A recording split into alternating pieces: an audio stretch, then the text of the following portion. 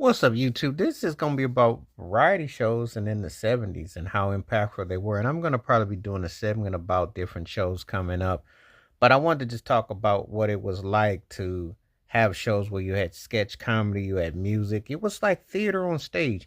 Kind of got it taken for granted when you think about it in hindsight. But I actually doing a show before a live audience where people were, showcasing their chops and delivery and, and it was actually with network TV and, making it as relevant as it could be. And what did it say about that? Because the showmanship to be able to take that like a play into like a theater and then to put it into condense it to like an hour or to a half hour says a lot of hard work. And you got to have all your characters sharp. You got to be focused. You got to be detailed. But to be on cue with that and to make it work, plus you're vibing in the multi connotation because your comedy has to be on point and you have to actually do musical numbers and you have to also resonate with the live audience and also with an audience that's viewing public. So the variety show was like a bit of everything. And again, I'm going to talk about some of the shows that I like.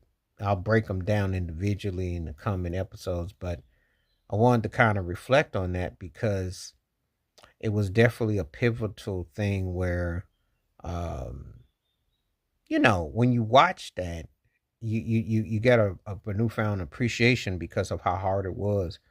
Sometimes people just take that for granted, but people were actually up there, on their job, and you had to be really good to pull it off.